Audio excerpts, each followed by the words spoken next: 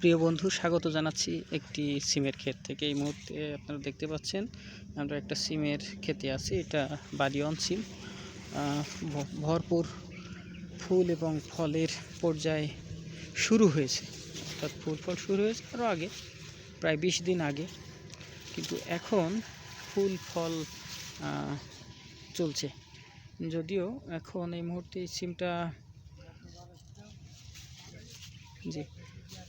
এই মুহূর্তে এই সিমটা হচ্ছে মোটামুটি প্রায় ঠিক সময় আছে। যারা আগাম চাষ করেছেন তারা আরও বেশি, আরও অন্ততপক্ষে 20 দিন আগে চাষ করেছিলেন, কিন্তু এবার যেহেতু বৃষ্টি বেশি ছিল এবং নাবিতে ছিল, যে কারণে মোটামুটি এটা হচ্ছে মানে মোটামুটি অনেক জায়গায় নাবি।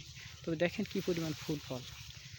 প্রথমত এই মুহূর্তে কিছু পোকার আক্রমণ আছে, আগে থেকে ছিল, আরও 10 দিন আগে থেকে শুরু হয়েছে। একটু ওই যে মাকড়সা টাইপের পোকা, যেগুলো হচ্ছে কিছুটা জাল তৈরি করে, আবার কিছু ফল ছিদ্রকারী পোকার আক্রমণ এই সময়টা হয়ে থাকে। ছোট ছোট লেদা পোকা, এটা সাধারণত ফুলে আক্রমণ করে। এই ফুলে এই পোকাগুলো আক্রমণ করে এই মাকড়সার জাল টাইপের অবস্থা তৈরি করে এবং হচ্ছে আপনার ফলটাকে বের হতে দেয় না, জড়িয়ে দেয়। অনেক সময় ফলকে ছিদ্র করে দেয়, ফলে ফলটা হলুদ হয়ে যায় এবং হচ্ছে ঝরে যায়। তো এই অবস্থা থেকে পরিত্রাণ পাওয়ার জন্য শুরু থেকে আমাদের পরামর্শ হচ্ছে ভলিউম ফ্লেক্সি বা প্রোক্লেম বা দামদামা, অর্থাৎ ছবিগ্রহণ গ্রুপের আর কি, এই টাইপের কীটনাশকগুলো ব্যবহার করতে হবে। একই সাথে ভালোভাবে ছত্রাকনাশক ব্যবহার করতে হবে, তাহলে মোটামুটি ভালো ফল পাওয়া যাবে।